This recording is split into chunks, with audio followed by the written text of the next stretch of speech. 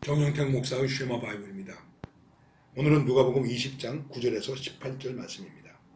찬송은 274장 나 행한 것 죄뿐이니 하는 찬양입니다.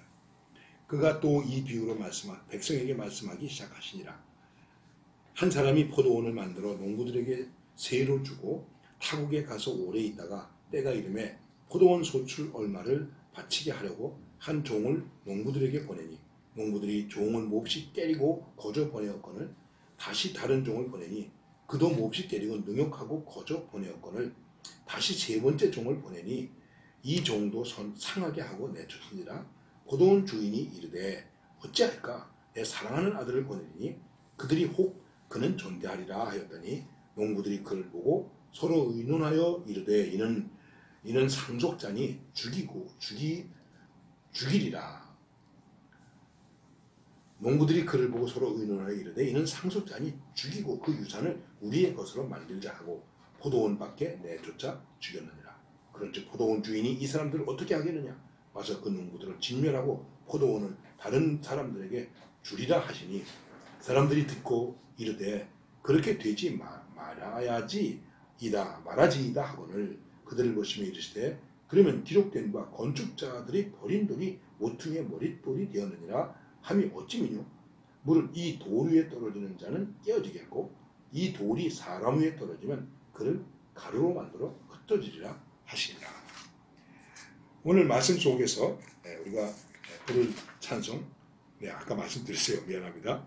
나 행한 것 죄뿐이니 하는 찬양입니다. 예수님 지금 화요일날 고난주간의 화요일날 계속해서 지금 말씀하고 있는 것입니다. 그래서 논쟁을 하게 되는데 오늘 말씀은 악한 농부의 이야기입니다. 비유로 말씀하시는 것입니다. 내용은 여러분이 너무나 잘 아시죠. 악한 농부가 있다. 이 비유를 여러 가지로 우리가 해석할 수 있는데 일반적이고도 넓게 이해하면 창조주 하나님께서 인간의 모든 삶 속에 살아갈 수 있는 여건을 마련해 주셨다. 과연 그 책임을 다하면서 사는가? 하나님을 거슬리면서 사는가? 하는 것을 얘기하고 있는 것입니다. 하나님이 다 맡겨주는데 우리가 거슬렸죠. 특별히 자연을 거슬렸죠. 그래서 지금 자연재해가 아주 심한 것입니다. 그래도 하나님은 계속해서 하나님의 사람을 보내셨다. 계속 반항하고 반영했기 때문에 종래에는 아들까지 보내셨다. 그런데 결국은 아들까지도 죽게 했다. 그래서 심판을 받을 수밖에 없게 되었다. 이 비유에서 나오는 주인은 하나님, 포도원은 이스라엘. 그 포도원을 맡은 농부들은 당시의 종교지들, 그리고 종들은 예언자들, 아들은 바로 예수님 자신을 나타낸다. 보통 이렇게 얘기하고 있습니다. 오늘 우리로 얘기한다면 이렇게 얘기할 수 있겠습니다. 주인은 하나님, 포도원은 우리. 우리 믿는 자들이 포도원이에요. 포도원을 맡은 세상 사람들이 세상이 포도원이라고 얘기하면 이 포도원을 맡은 농부들이 있습니다. 바로 오늘 주님을 믿는 우리들이에요. 그리고 여기 하나님의 종들이 많이 있어요. 자, 이 말씀 속에서 우리가 한번 깊이 있게 생각해 보십시오.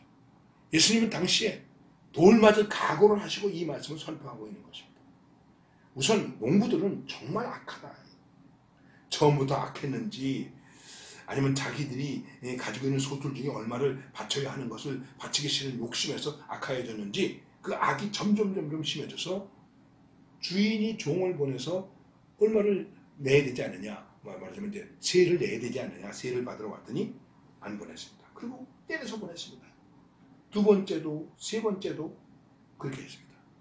포도가 밭에서 소출을 하려면 적어도 3년 이상 기다려야 돼요. 그럼 5년, 6년, 7년, 8년 되는데 받을 수 없게 되었다고 하는 것입니다. 농부들이 회개하고 책임을 다할 수 있도록 여러 번 기회를 주었는데 결국은 주인이 심판할 수밖에 없게 되었다. 그들은 주인이 가지고 있는 사랑과 인내에 대해서 거역과 폭력과 죽음으로 응대했다 하는 것입니다. 그러니까 참으로 악한 종들이죠. 자, 여기서 우리가 생각해 보십시다. 언제나 주인의 권리가 있다. 주인의 요구를 살필 수 있어야 된다. 주인은 우리에게 권리가 있습니다. 요구할 수 있습니다. 하나님 나라가 우리에게 오지만 그 그것을 방해하는 것은 일반인들보다도 오히려 지도자들 중에 더 많이 있을 수도 있다고 하는 사실을 우리는 여기서 깨달아야 됩니다. 이 말씀이 바로 바리새인들 그 당시에 지도자들을 통해 지도자들을 향해서 한 말씀이기 때문에 그런 것입니다. 그리고 주인의 소유를 차지하려고 하면 결국은 자신의 소유마저도 잃어버리게 된다 하는 것입니다. 여러분, 내 소유를 잘 지키세요. 남의 것까지 탐하려고 하지 마셔야 됩니다.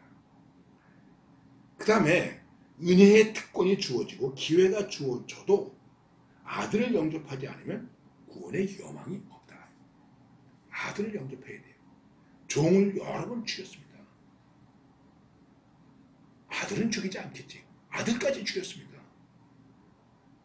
아들은 영접했어야죠. 아들은 영접했어야 되는 것을 말하는 것입니다. 그렇지 않으면 구원의 여망이 없습니다. 이 말씀 속에서 또 한 가지 분명한 것은 예수님은 바로 하나님의 아들이시다. 다른 종들은 모두 주인의 뜻을 순종하는 하나님의 종들이라고 얘기할 수 있습니다. 예수님은 이제 자신이 하나님의 아들 메시아임을 그 당시 사람들에게 더 분명히 선포하시는 것입니다. 그래도 완악한 자들은 예수님을 잡으려고 했습니다. 여러분, 하나님의 말씀 앞에서 정말 완악함을 버리고 베푸시고 구원하시는 사랑과 기다림 속에서 승리하는 삶을 살아야 됩니다. 이게 우리의 복음입니다. 우리는 망하게 하고 죽이게 하는 것이 복음이 아닙니다.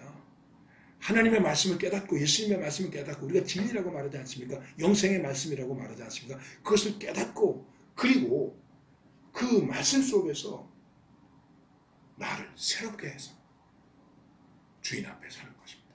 즉 하나님 앞에 서는 존재가 되는 것입니다. 그러면 구원의 백성의 기쁨이 있게 되고 은혜가 있게 되고 보상이 있게 되는 것입니다. 이건 잊지 말아야 됩니다. 오늘도 우리는 복음이 복음되게 하는 역사를 이루어가야 됩니다. 행여나 먼저 믿은 사람들이 여기에 방해꾼이 되고 장애가 되어서는 안 됩니다. 정말 명심하십시다. 나는 주인 앞에 있는 하나님의 종이다. 신실한 종이다. 그분의 사랑을 받는 종이다. 나는 아들을 영접한 종이다. 그렇기 때문에 그분이 베푸시고 구원하시는 그 사랑, 언제나 나를 기다려주시는 그 기다림, 이 속에서 나는 지금도 기쁨으로 하나님을 의지하며 살아갈 수 있다. 예수 믿는 것은 받은 증거 많다.